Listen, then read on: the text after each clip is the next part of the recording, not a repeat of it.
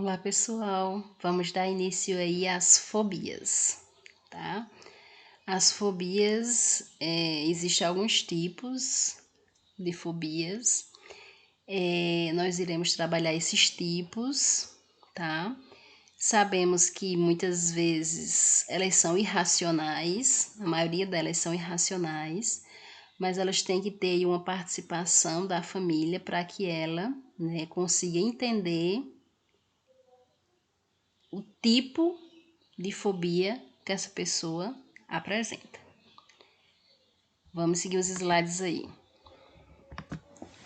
Então, em linguagem comum é o temor ou aversão exagerada a situações, objetos, animais ou lugares. Sob o ponto de vista clínico, no âmbito da psicopatologia, as fobias fazem parte dos transtornos de ansiedade, com a característica especial de só se manifestar em situações particulares. Que é quando o paciente é exposto ao objeto que lhe traz ansiedade, provocando aí a fobia. Tá?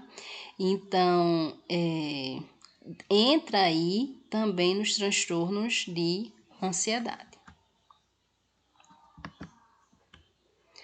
Tipos de fobia. Nós temos a agorafobia, medo de estar em lugares públicos onde o indivíduo não possa retirar-se de forma fácil ou despercebida. Na realidade, a questão do agorafóbico não é que ele tenha medo da multidão, tá? Na realidade, o medo que ele tem é de estar no meio da multidão, passar mal e ele não conseguir sair do meio desta multidão ou desmaiar e não ser percebido, tá? Ninguém prestar socorro porque ninguém viu, certo? Então, na realidade, não é o fato de estar em lugares públicos, não é o fato de estar na multidão, é o medo de passar mal, de sentir algo e não ser visto pela multidão, tá? O que o faz entrar em isolamento social. Muitas vezes o agorafóbico, eles adentram tanto nesse mundo do isolamento social que eles preferem estar no isolamento do que no convívio de outras pessoas. Aí alguns vão achar que é depressão, mas na realidade, no agorafóbico não existe choro, tá? Não existe choro excessivo como no caso da depressão. É mais a questão do isolamento, tá?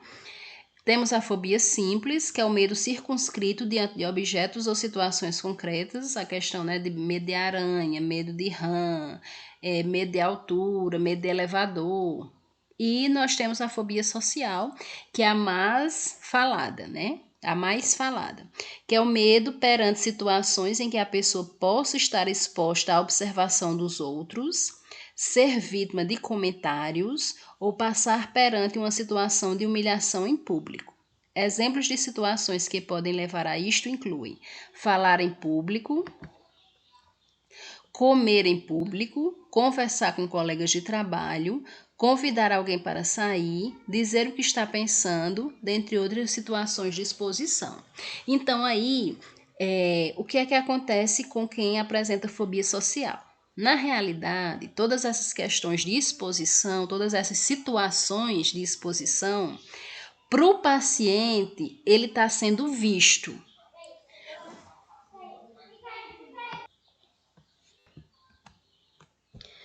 Existem algumas fobias estranhas, como a fronemofobia, medo de pensar, a taxofobia, medo de desordem, caetofobia, medo de pelos, octofobia, medo do número 8, heliofobia, medo do sol, pica, desejo de comer coisas estranhas.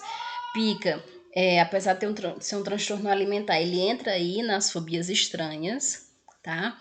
E, né, existe o medo de aranha, medo de rã, medo de barata, medo de palhaço, medo do estouro da bola, né? Existem vários outros tipos de fobias aí, né? São inúmeros tipos de fobias, umas consideradas estranhas, tá?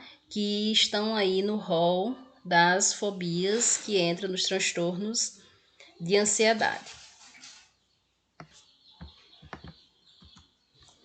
Os sintomas de fobias: a fobia é o medo irracional de uma situação, atividade ou objeto específico.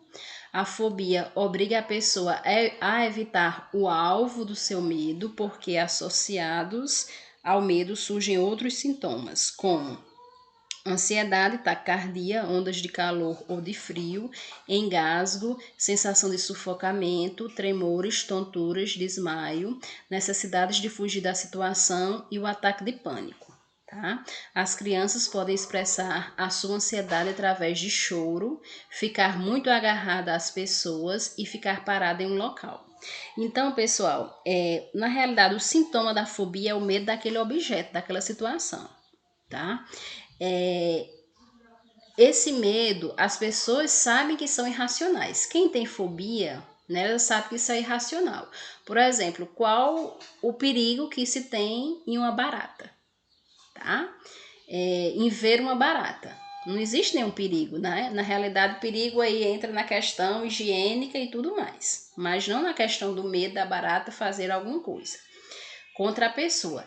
Ela sabe que isso é irracional, mas o sofrimento psíquico não faz com que ela deixe de ter medo, que saia correndo, que o corpo dela responda à ansiedade, à taquicardia, sinta frio, sinta calor, sinta tremores, desmaie ao ver uma barata, tá?